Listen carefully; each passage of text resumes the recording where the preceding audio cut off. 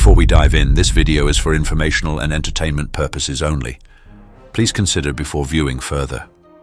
Looks like hip-hop royalty just got hit with a reality check. In a bombshell twist, the courtroom drama surrounding Diddy has just dragged JayZ into the spotlight, thanks to newly uncovered footage that no one saw coming. Word is the latest revelations don't just put Diddy on blast, they threaten to unravel the entire A-list circle, from Beyoncé to LeBron James.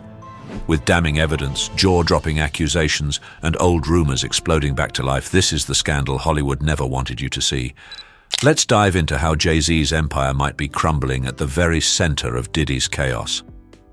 Interestingly, among all of Diddy's celebrity connections, JayZ is one of only two people allowed to call Diddy by his real name, Sean, a unique bond stemming from the fact that both stars share nearly identical birth names. JayZ, born Sean Carter, has built an empire as a rapper, businessman, and mogul, but his career hasn't been without controversy. Over the years, JayZ has been sued multiple times for copyright infringement, including a 2006 case where wrestler Diamond Dallas Page sued him over the Rockefeller hand gesture, and another lawsuit in 2014 over alleged unauthorized use of samples in the hit Big Pimpin'. In the business world, his former Rockefeller Records partner Damon Dash filed lawsuits accusing JayZ of unfair practices after their split, leading to a bitter public feud.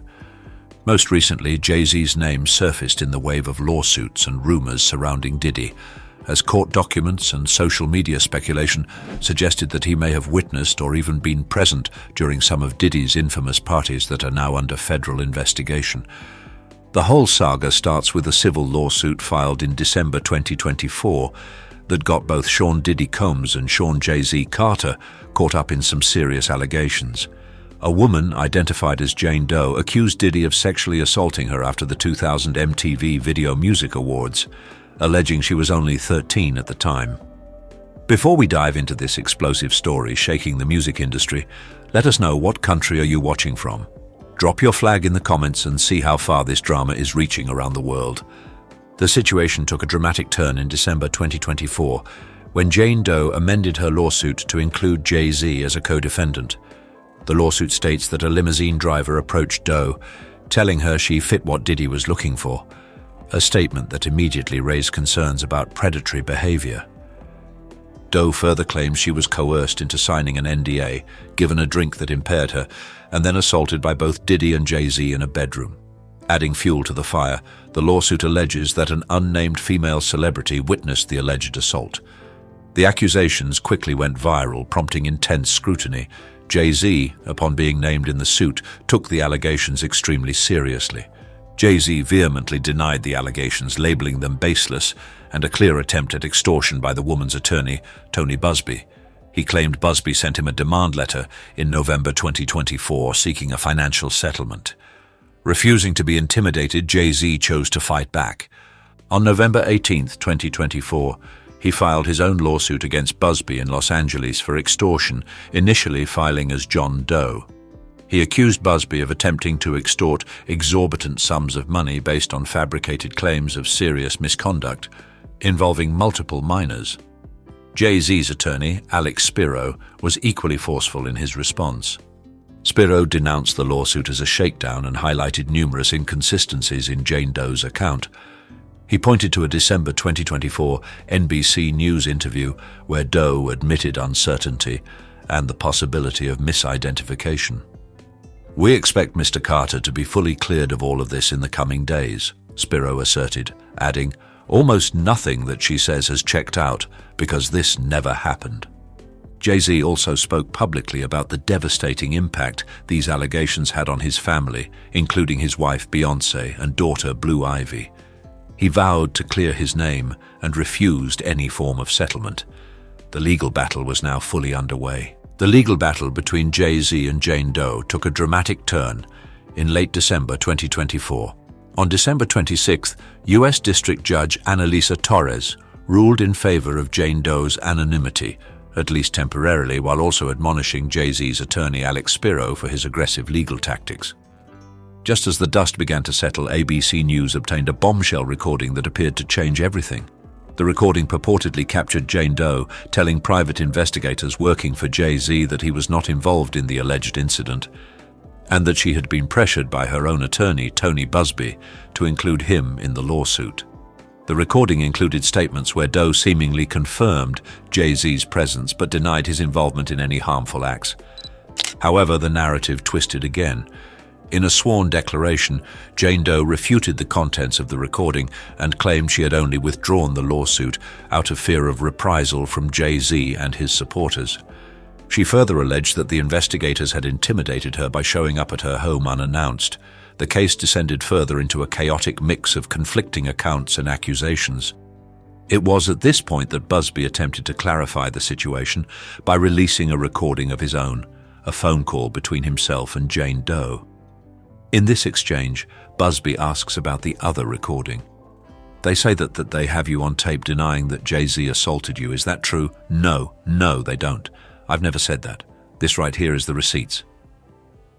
Busby presented this recording as a direct counterpoint to the one circulated by JayZ's team, asserting it completely undermined the idea that Jane Doe had confessed to lying. While one side appeared to suggest a retraction, this recording flipped the narrative entirely. Busby continued his questioning in the call, asking Jane Doe, "Did they also say that you told them? And they have it on tape that I, Tony Busby, told you to came up with this plan and told you to say that JayZ assaulted you so you would get more money?" No. With conflicting accounts now publicly available through these recordings, the entire situation became increasingly complex and difficult to interpret. Then on Valentine's Day 2025, instead of traditional gifts, Jane Doe's attorneys delivered a stunning development. They voluntarily dismissed the lawsuit against both Diddy and JayZ with prejudice. This legal term signifies a permanent end. The case cannot be refiled. JayZ's Roc Nation team wasted no time celebrating this outcome, releasing a statement that effectively declared vindication. Their statement labeled the allegations frivolous, fictitious, and appalling. JayZ's lawyer, Alex Spiro, emphasized that his client had firmly pushed back, refused to settle, and successfully cleared his name. Diddy's legal representatives echoed this sentiment, stating the dismissal validated their position that these lawsuits lacked substance. However, attorney Tony Busby wasn't conceding defeat. He took to social media, claiming Jane Doe withdrew the case due to health issues and seizures, insisting she had not recanted her allegations. He maintained she simply couldn't handle the intense pressure of the legal battle and vowed to continue fighting. Although the initial lawsuit attempting to directly link JayZ to Diddy's alleged freak-off activities quickly faltered, the unfolding legal drama was far from over. Just as the public thought JayZ might be in the clear, another, even more explosive lawsuit surfaced. On April Fool's Day 2025, a man named Joseph Manzero filed a civil suit against Sean Diddy Combs. The allegations instantly ignited widespread discussions, claiming Manzero was unknowingly given substances and subjected to inappropriate conduct at a 2015 birthday party in Miami held for Diddy's son, Christian Combs. The complaint initially asserted that JayZ and Beyoncé were present, allegedly witnessing Manzero being paraded around. The filing detailed Diddy allegedly strapping one object to Manzero's face and forcing him to parade around the party. The lawsuit specifically named JayZ, Beyoncé, LeBron James, and Gloria and Emilio Estefan as having allegedly observed the incident. Adding to the star power, the suit claimed this disturbing event took place at a home owned by Gloria and Emilio Estefan. Imagine a party so wild that JayZ, Beyoncé, and LeBron James are all watching someone get humiliated while wearing a mask. That's not just a party, it's a full-on episode of When Celebrities Go Too Far. This is the kind of scene Manzero reportedly found himself dragged into at one of Diddy's infamous gatherings. The exact same wild, disturbing events that the feds have been describing as freakoffs in their legal paperwork. For anyone who's not caught up, these freakoffs weren't your typical industry mixers with champagne and chit-chat. No way. These were allegedly high-stakes, movie-level situations where Diddy was orchestrating elaborate, drug-fueled scenarios, and the worst part, people didn't always join voluntarily, and the whole thing was filmed. Diddy, or Combs as insiders call him, allegedly planned and controlled these freakoffs-like productions. He often recorded everything electronically. Some of these sessions reportedly lasted for days. It's got that eyes wide shut vibe, except instead of masks and tuxedos, picture platinum chains and hip-hop royalty. What happens at these parties was supposed to stay hidden forever. But the feds had other ideas. And now JayZ's name has popped up in the court documents connected to these gatherings. JayZ's lawyer, Alex Spiro, known for his sharp legal defense, was quick to respond. He insists Jay wasn't even in Miami when this all supposedly went down, backing it up with proof that Jay was elsewhere, handling business. Spiro wasn't playing games. He called the accusations against JayZ absolute nonsense, claiming they undermined the entire justice system. And 10 days later, on April 11th, 2025, Manzero filed an amended complaint. JayZ and Beyoncé's names gone, vanished. Spiro must have presented some rock-solid evidence proving they were nowhere near Miami, because Hov and Bey disappeared from that lawsuit quicker than free food at a music festival. They were supposedly key witnesses to some seriously shady activities, and then poof. The revised lawsuit mentioned only Diddy and the other original defendants. No Jay, no Queen Bee. It was like they were never there. This whole situation throws a harsh spotlight on Diddy's own legal drama, which is the backdrop to this entire JayZ saga. We're talking 30-plus civil lawsuits, each alleging different kinds of misconduct, many filed by the same attorney, Tony Busby. This guy Busby is collecting Diddy accusers like they're rare Pokemon cards. And let's not forget the federal charges: sex trafficking, racketeering, a laundry list of serious offenses. The indictment details how these so-called freakoffs were allegedly meticulously planned, substance-fueled events where people were coerced into participating, all caught on camera. Talk about a recipe for blackmail. The alleged scenario went something like this. The victim is lured into a situation, given a drink. The drink is reportedly laced with something. It takes effect, and then the perpetrators allegedly commit various sexual acts on the victim. Diddy, of course, denies everything. He's pleaded not guilty to all the federal charges. His legal team paints Busby's lawsuits as nothing more than shameless publicity stunts aimed at extorting money from celebrities. It's giving major R. Kelly vibes, but with more expensive champagne and a legal team that probably costs more per hour than most people make in a year. But as Diddy's legal woes pile up, people are starting to ask serious questions about the A-listers in his orbit. If these wild things were allegedly happening at his parties for decades, who knew what? Who saw something and looked the other way? Do you believe JayZ really know more than he's saying? Comment yes if you think he knew more than he admits, or no if you think he's innocent. Let's see where everyone stands. The relationship between JayZ and Diddy gets really interesting. These two hip-hop heavyweights have a long history. They probably first crossed paths in the early 90s, hustling their way up through the New York rap scene. JayZ came from the Marcy projects in Brooklyn where, as he said himself, the dope boys is the rock stars. Diddy was making power moves as a producer and executive after working at Uptown Records. In '93, Diddy launched Bad Boy Records, signing legendary artists like the notorious Big JayZ, co-founded Rockefeller Records in '94 with Damon Dash and Kareem Biggs Burke. Their professional relationship truly blossomed in the mid-90s through their mutual connection to Biggie Smalls. JayZ collaborated with Biggie on Brooklyn's Finest off his classic 1996 debut album, Reasonable Doubt. After Biggie's tragic murder in '97, Diddy and JayZ collaborated on music, channeling their shared grief and ambition. JayZ featured on Diddy's debut album, No Way Out, with a verse on Young G's, and Diddy returned the favor, appearing on JayZ's In My Lifetime Vol. 1 for I Know What Girls Like. This marked the beginning of one of hip-hop's most powerful alliances. But they weren't content with just music. They wanted boardrooms, fashion labels, liquor brands, sports agencies, the whole empire. They were seen at the same industry events, popping bottles in the same exclusive clubs, walking the same red carpets. They weren't just making songs together, they were building legacies side by side. By the late 90s, if you saw Diddy at a high-profile event, JayZ was probably close by and vice versa. From MTV VMA after-parties to charity galas, they were becoming the faces of hip-hop entrepreneurship and, let's be real, excess. Then the late 90s brought legal troubles for both. JayZ with the stabbing incident at the Kit Kat Club, which led to a guilty plea and 3 years probation. Weeks later, Diddy was involved in the infamous Club New York shooting.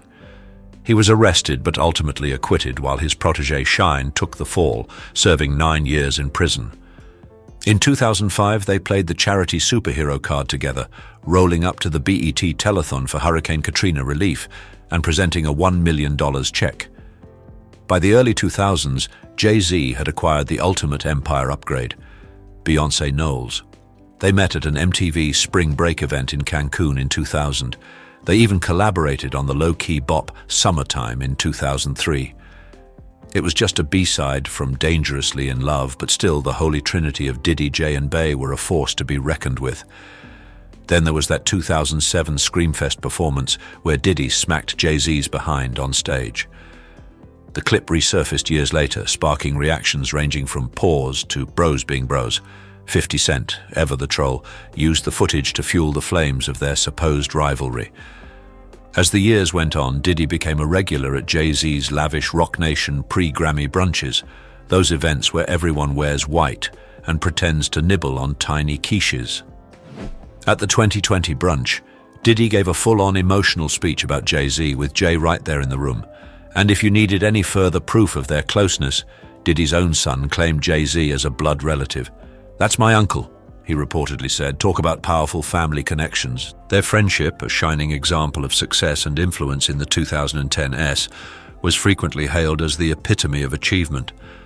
Diddy's presence at JayZ's events, punctuated by a fervent 2020 speech about unity and success, with JayZ's visible agreement, underscored their bond.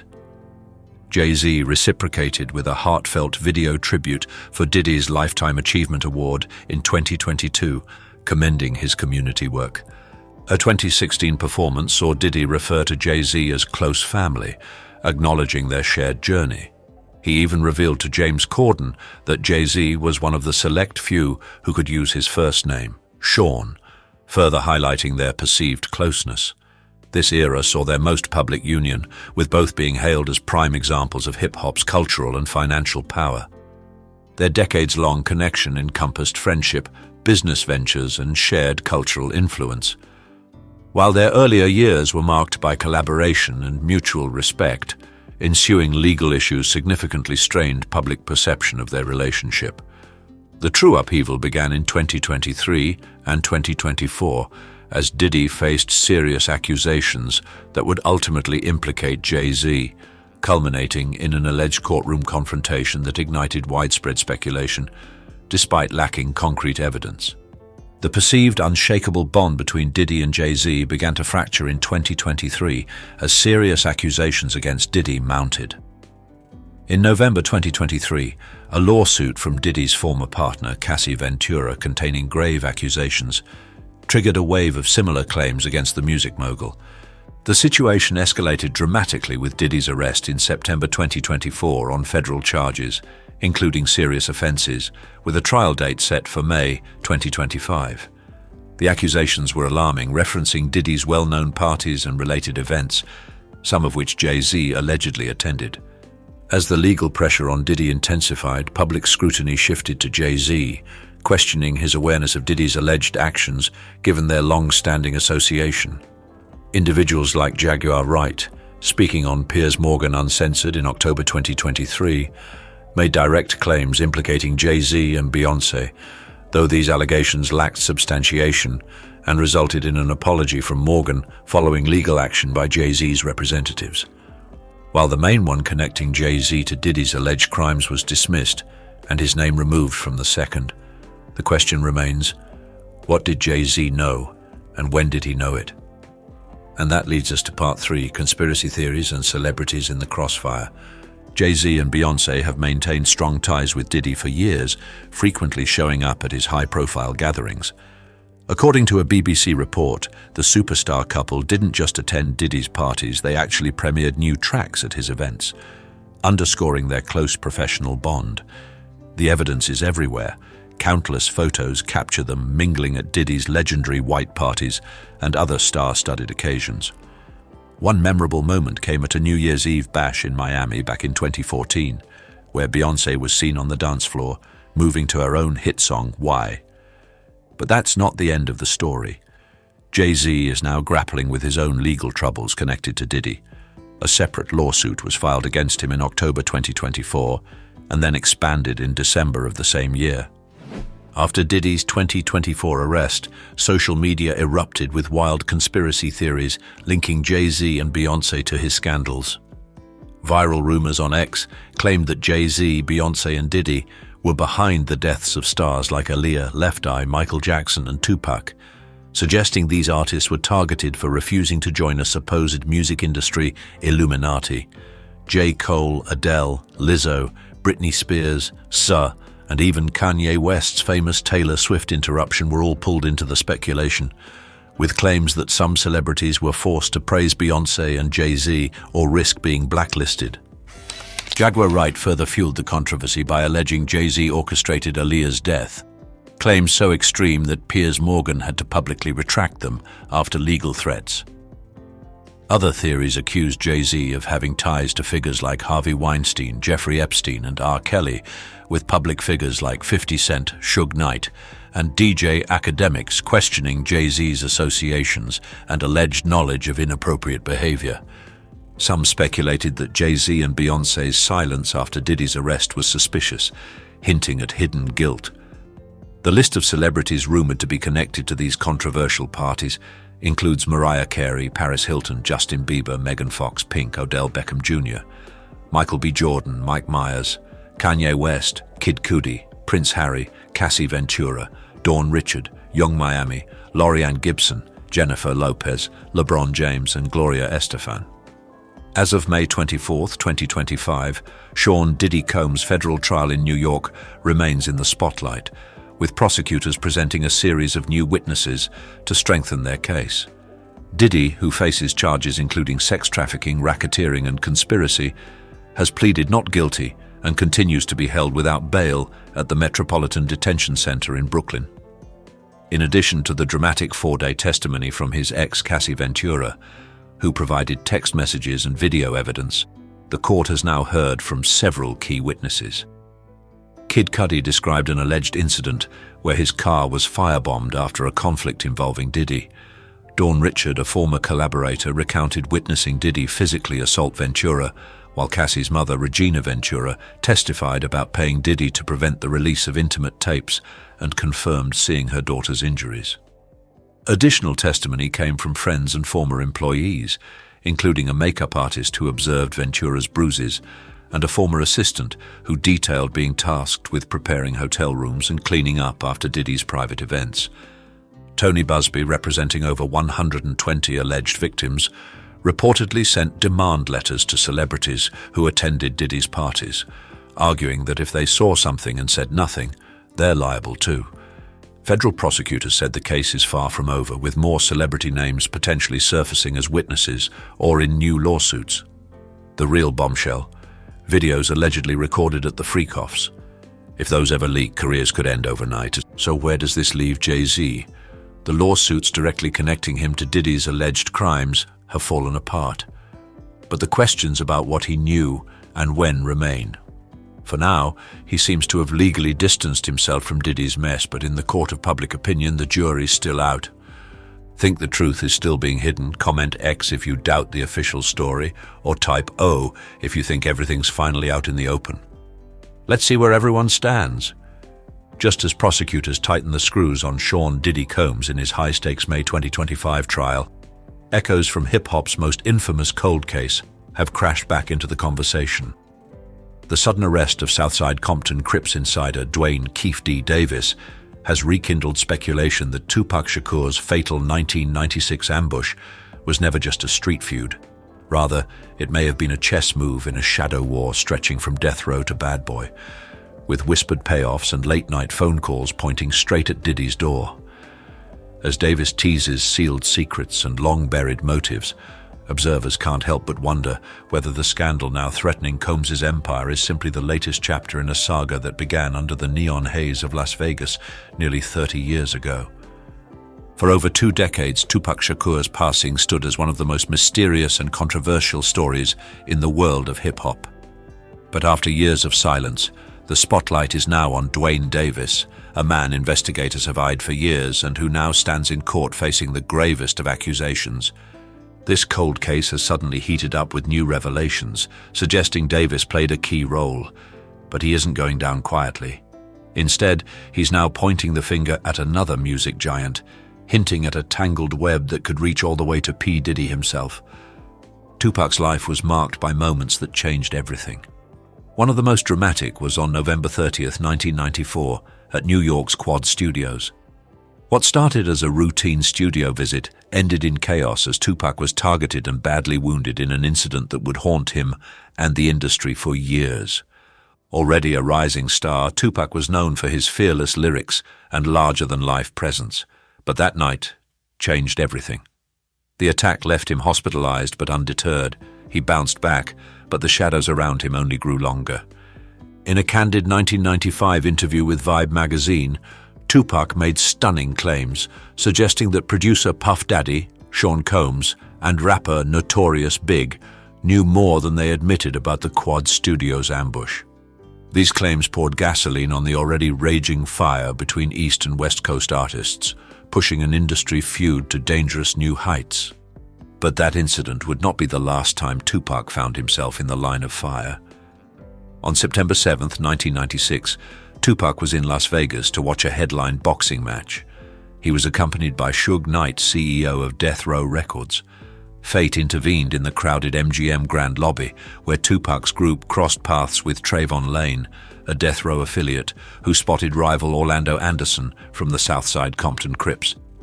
The tension between these groups had been simmering, and this chance encounter turned explosive. Just months earlier, Anderson and his associates had targeted Lane in a brazen robbery attempt. Still angry, Lane quickly informed Tupac that Anderson was nearby.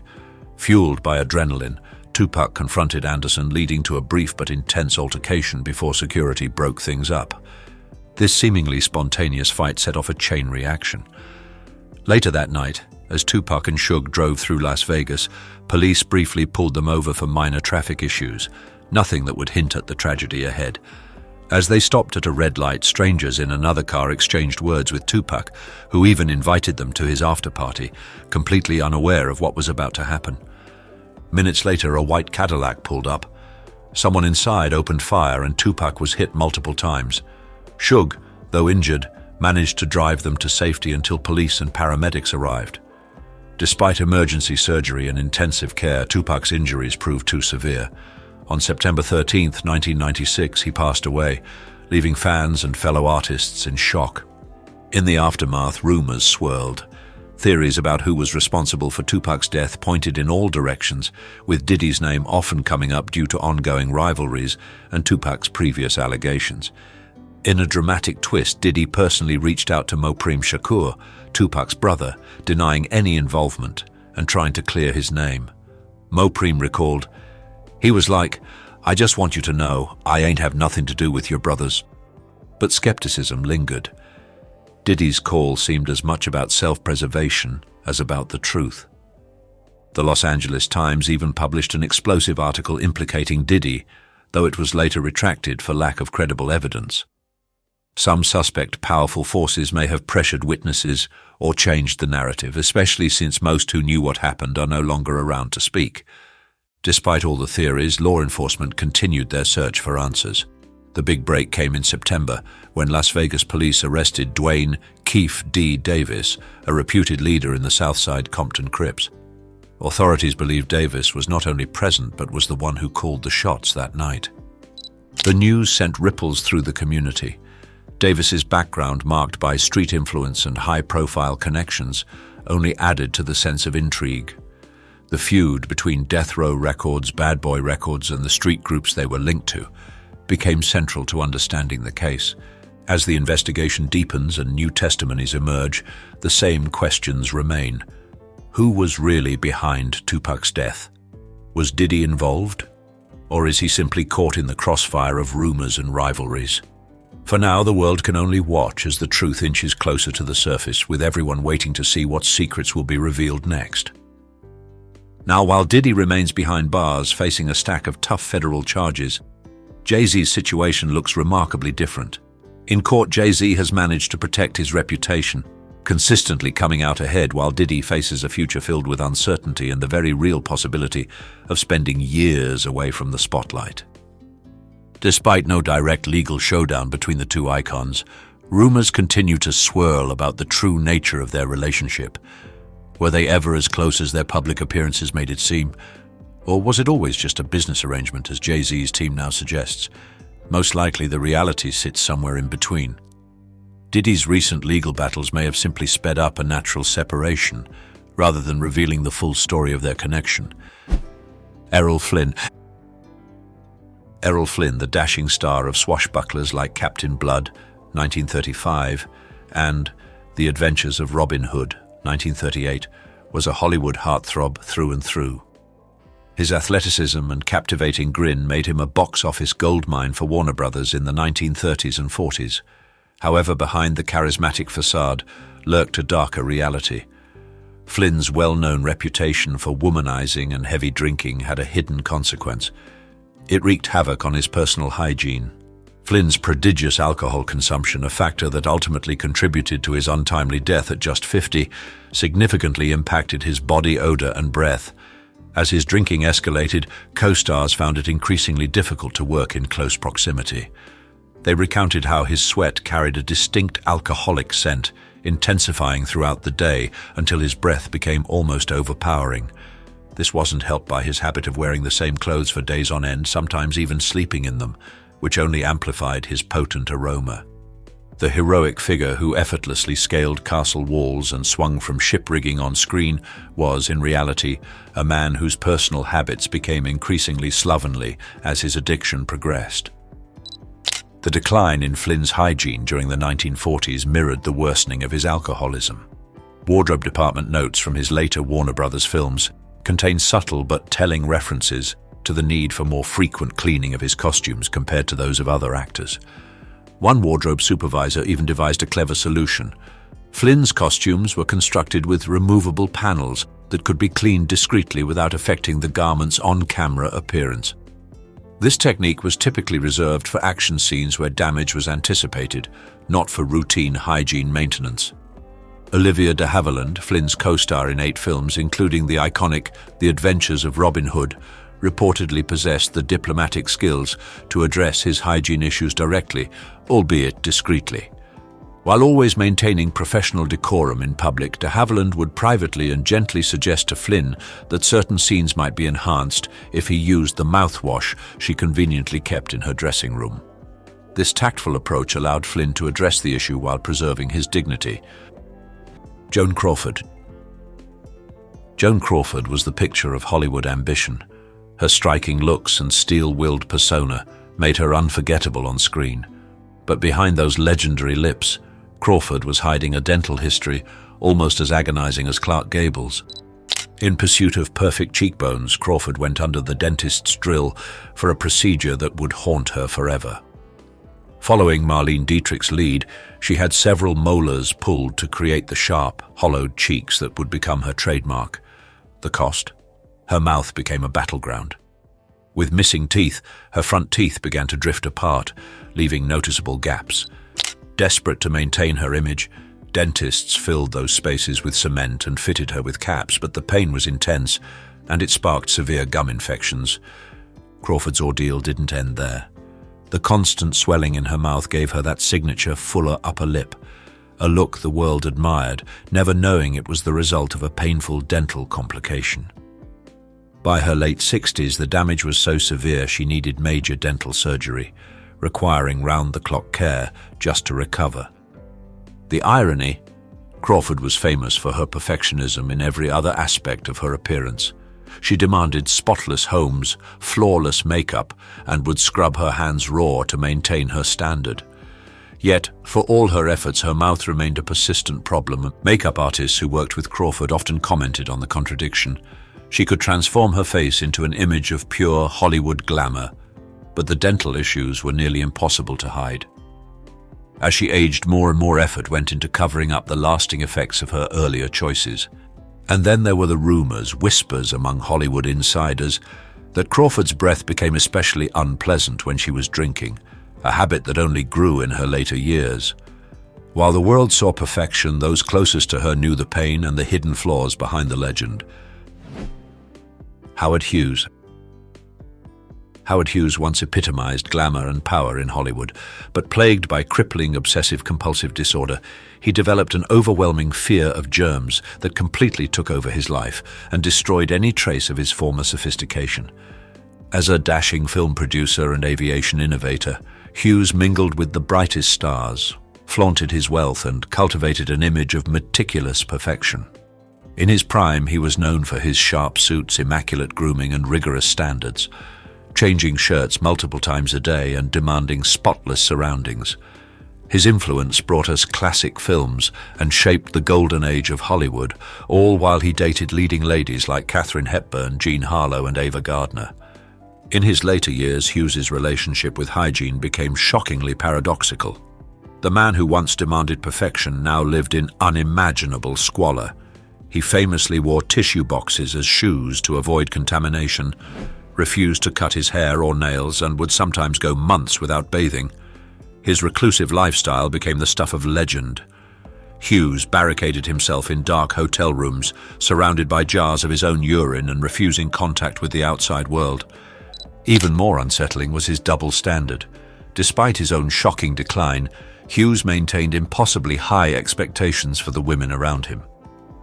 According to Hollywood insider Scotty Bowers, Hughes was so obsessed with purity that he would reject any woman who showed even the slightest blemish, an attitude that highlighted the bizarre contradictions lurking behind his glamorous legacy.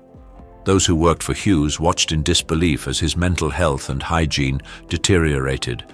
Secretaries and staff described elaborate, almost ritualistic hand-washing routines, using a fresh bar of soap for each wash and a towel that could only be touched at the corners. By the 1940s, his decline was no longer a secret. It was a tragedy unfolding in plain sight. Marilyn Monroe. Marilyn Monroe dazzled audiences as Hollywood's ultimate blonde bombshell, enchanting the world with her irresistible looks and unforgettable performances. But while millions admired her on the silver screen, few knew about the less glamorous truth lurking behind the scenes. Marilyn's hygiene habits were infamously poor, leaving co-stars and crew members stunned. Despite Monroe's carefully maintained public image, those who worked with her revealed a side that was anything but pristine. According to several sources, including the Misfits co-star Clark Gable, Monroe was alarmingly indifferent to personal cleanliness. Rumors swirled that she sometimes went days without bathing and paid little attention to deodorant or fresh undergarments. Her reputation for skipping basic hygiene was so widespread that even biographers have documented it. Clark Gable was reportedly repulsed by her disregard for hygiene. Author David Brett wrote that Gable had zero romantic interest in Monroe. Despite endless rumors, he simply couldn't get past her lack of hygiene. For Gable, working in close quarters with her on set was less of a Hollywood dream and more of a personal ordeal. The reality was so stark that Monroe's own makeup artist, Alan Whitey Snyder, had to develop special tricks just to keep her camera ready. He routinely used baby wipes and heavy powders to cover up body odor and freshen her up between takes. Wardrobe department staff too found themselves frequently challenged by Monroe's lack of concern for cleanliness, something they would quietly grumble about while still admiring her undeniable star power. Clark Gable. When you hear the name Clark Gable, you probably imagine old Hollywood glamour, a man whose suave style and unforgettable screen presence defined an entire era. He was the king, the heartthrob, the star who made "Frankly, My Dear, I Don't Give a Damn" a line for the ages. But if you'd gotten within a few feet of Clark Gable, that legendary charm might have faded fast, thanks to breath that could stop anyone in their tracks. By just 32, Gable's dental health was in ruins. This wasn't a matter of a few missing teeth. Almost his entire set had to be pulled. Gable's battle with severe gum disease, what's now called periodontitis, destroyed his mouth to the point that his dentist made the drastic call: full extraction. He spent days recovering in the hospital and even slipped away to Canada just to heal out of the public eye.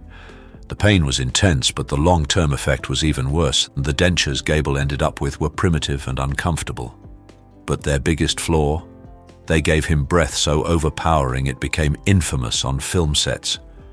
Hollywood insiders say his halitosis was nearly legendary.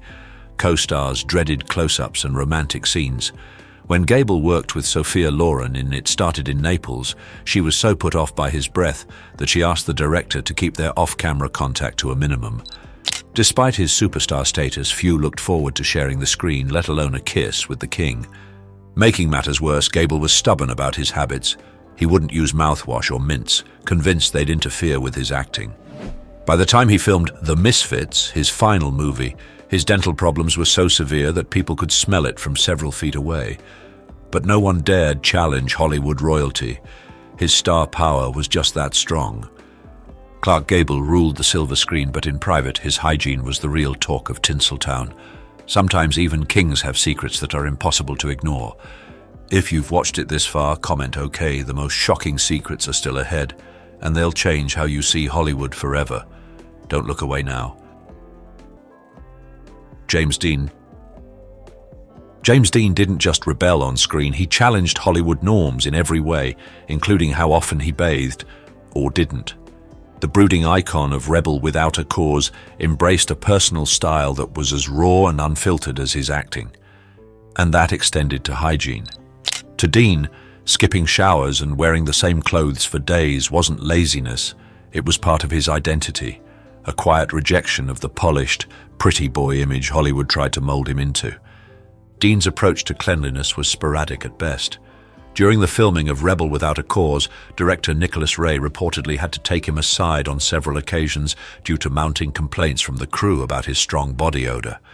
His co-star Natalie Wood, who shared multiple intimate scenes with him, found his lack of hygiene difficult to ignore. Though she kept her composure, those working on set noticed her discomfort during the more physically close moments. It wasn't just rebellion driving Dean's disregard for soap and laundry. It was also a habit formed through circumstance. Friends from his early New York days recalled how he lived in a tiny, run-down apartment with no reliable hot water. Bathing back then wasn't always an option, but what started as a necessity soon became part of his persona. Even after landing in Hollywood and rising to fame, Dean clung to those gritty habits. Director Elia Kazan, who launched Dean's film career with East of Eden in 1955, remarked in his autobiography that Dean had a raw, earthy quality, one that extended beyond his performances and into his daily routine. Kazan, who had also worked with Marlon Brando, wasn't a stranger to actors who rejected the glossy Hollywood lifestyle, but even he felt the need to intervene when the odor became impossible to ignore, especially during long days on enclosed sets. Dean's quirks went beyond avoiding the shower. Co-star Julie Harris recalled that he wore the same pair of red socks for weeks on end, claiming they brought him luck. And then there was his favorite leather jacket, a staple of his image that he almost never cleaned. He believed the built-up dirt and wear made it more authentic. That belief bled into all his clothing and into his resistance to personal hygiene. Marlon Brando. Marlon Brando may have changed the face of screen acting with iconic performances in A Streetcar Named Desire and On the Waterfront, but off-camera he became nearly as notorious for his overpowering body odor as for his raw talent. As the years went on and his weight and mood swung unpredictably, Brando's aversion to soap and deodorant only grew worse. His hygiene wasn't just questionable, it was a full-blown Hollywood horror story. By the time he showed up to film Apocalypse Now in the late 1970s, the Brando that once made audiences swoon had practically disappeared, replaced by a brooding, disheveled figure whose stench reportedly overwhelmed anyone within arm's reach. Director Francis Ford Coppola and the crew weren't just managing a temperamental acting legend. They were battling a constant, pungent presence on set that made filming scenes a real ordeal. Brando's disregard for basic cleanliness wasn't merely laziness, it seemed to be part of a larger rebellion against the glamour and polish of Tinseltown. From early on, he'd shown zero interest in Hollywood's expectations of looking and smelling like a star. Even in 1951, while filming the role that made him an international heartthrob, director Elia Kazan had to repeatedly beg him to shower more often. Vivien Leigh, his co-star in A Streetcar Named Desire, was reportedly disturbed by how strong his body odor could be, especially during their steamy, physically intense scenes. And that now famous moment where Stanley yells "Stella" in a sweat-drenched shirt. That wasn't just acting. Brando was genuinely soaked and reeking in the New Orleans heat. As his fame soared and his clout in Hollywood grew, Brando's personal grooming standards sank even lower. During the filming of The Godfather in 1972, makeup artists had to go the extra mile just to make him camera-ready. Playing the aging Don Corleone may have helped mask some of the hygiene issues visually, but behind the scenes, the smell told a very different story. Brando's refusal to clean up wasn't just an inconvenience, it became an infamous part of his legend. For a man who once embodied rugged masculinity and sex appeal, his descent into unapologetic grime was both baffling and unforgettable. Did Marlon Brando's shocking hygiene problems ruin his reputation forever? Comment yes if you think they did, or no if you believe his talent still makes him a legend. Tell us your thoughts below. Elvis Presley. Elvis Presley, the king of rock and roll, lit up stages with his electrifying voice and sex appeal. But behind those rhinestone jumpsuits and smoldering eyes was a royal secret fans never expected. Elvis's breath absolutely foul. As the polished glamour of old Hollywood began to unravel in the 1960s, stars like Elvis found new freedom to rebel, to indulge, and apparently to forget about basic hygiene. While Elvis was conquering both the music charts and the big screen, he was also quietly slipping into a troubling routine that would leave more than just a bad taste in people's mouths. Outwardly, he was immaculate, slicked back jet black hair, bold fashion choices, and that signature curled lip. But as his dependence on prescription pills grew, something else deteriorated. His teeth, and worse, his breath. Gone was the dazzling smile that once melted hearts. In its place, a cloud of halitosis that became a running joke on set, except nobody dared laugh in front of the king. Actress Marianne Mobley, who starred opposite him in Girl Happy, 1965, later revealed the truth wasn't so glamorous. Kissing Elvis on camera might have looked magical, but the reality was enough to make you hold your breath, literally. The cause, a potent mix of painkillers, sedatives, and tranquilizers that dulled his senses, ruined his dental hygiene, and robbed him of the will to care. By the time he was filming Paradise Hawaiian Style in 1966, the problem had only worsened. Co-star Susanna Lee reportedly learned a trick, barely touching lips during kissing scenes and keeping her mouth slightly open to avoid inhaling. Crew members whispered and laughed about it behind the scenes, but no one ever said a word to Elvis himself. He was still too iconic, too powerful, too untouchable. And as the 1970s rolled in, so did a sharper decline. Elvis's performances in Las Vegas masked what fans couldn't see backstage: weight gain, excessive sweating, and yes, a worsening disregard for self-care. Makeup artists worked overtime to maintain the illusion, but the cracks were showing. Eventually, the man who once demanded perfection from every camera angle to every lock of hair seemed to stop caring. By the time of his death in 1977, Elvis wasn't just battling declining health. He had lost interest in the meticulous image he'd spent decades building. To the world, he remained the golden icon with the killer voice and hips that changed music forever. But behind the curtain, he had become something far more tragic, a fallen star, dimmed by addiction and undone by the most human flaws, ones that not even fame could hide. Judy Garland.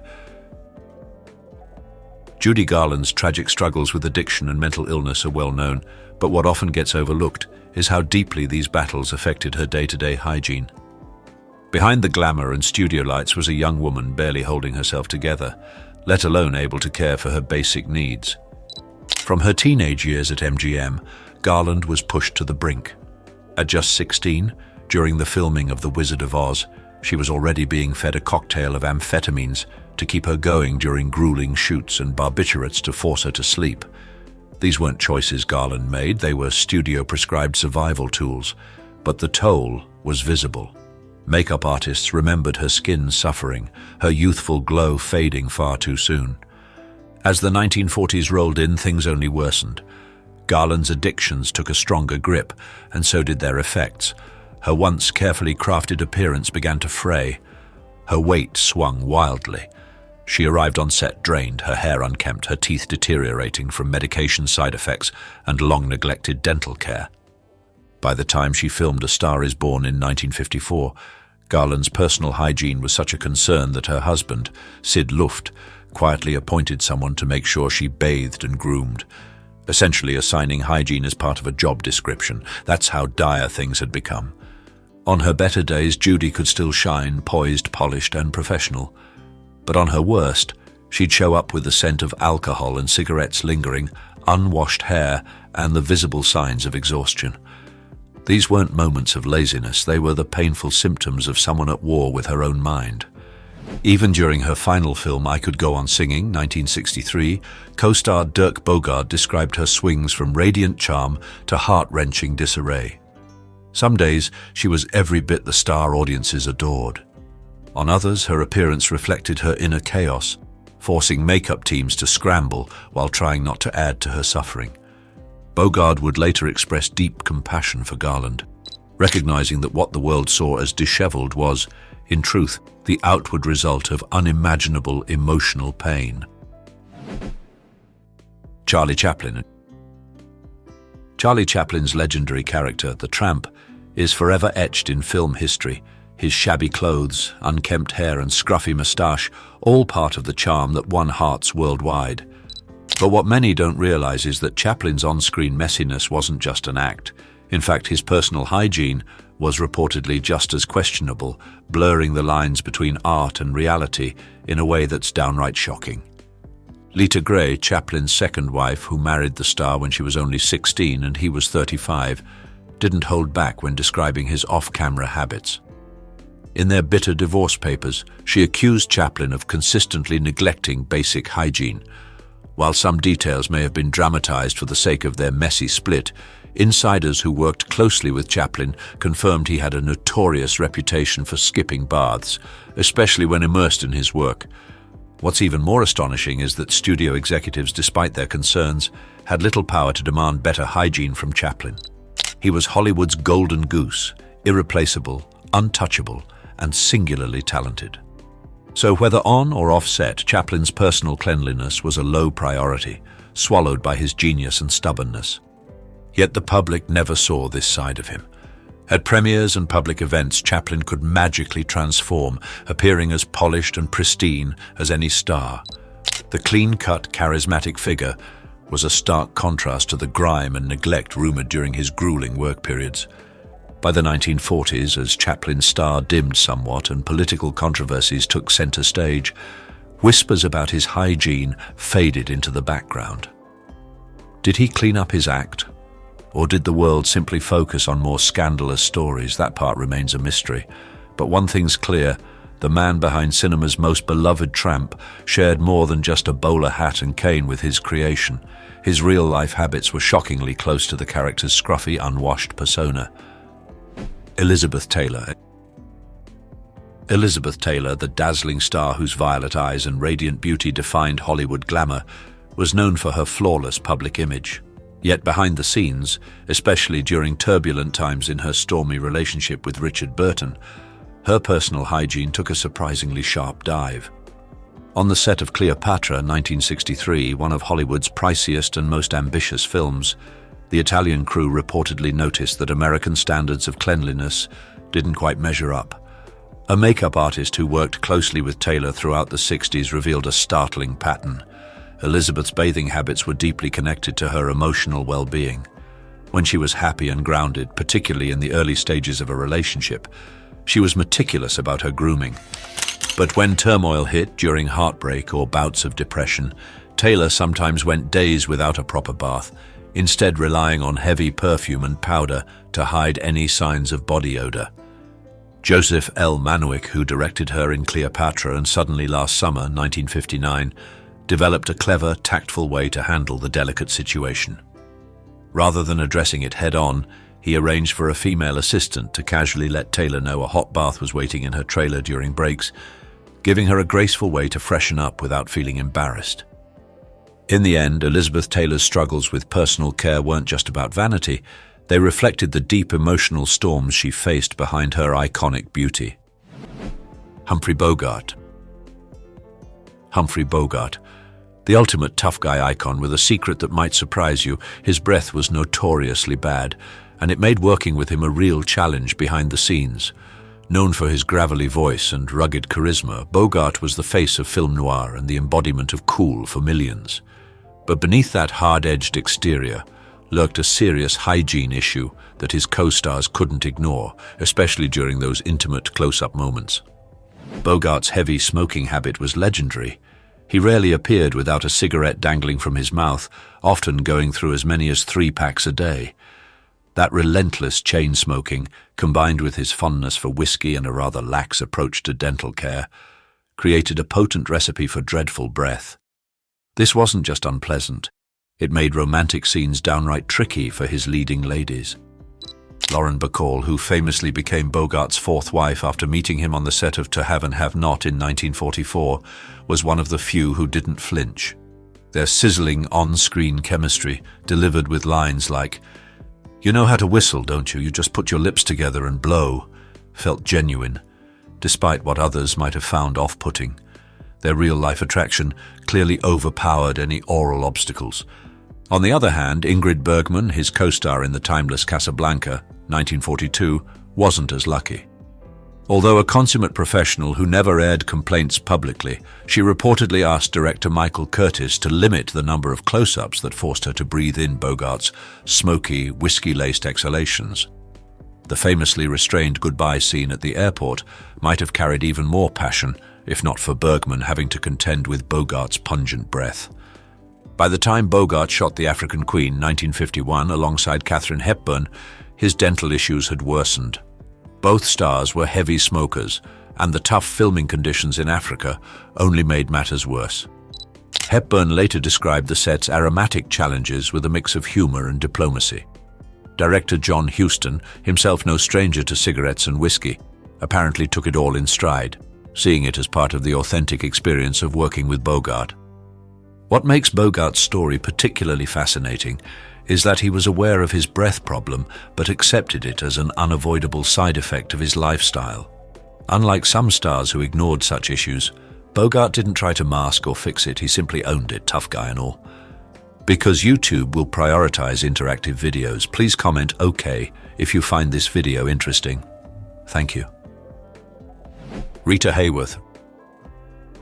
Rita Hworth dazzled Hollywood as the fiery redhead in classics like Gilda, 1946, embodying the perfect, glamorous goddess.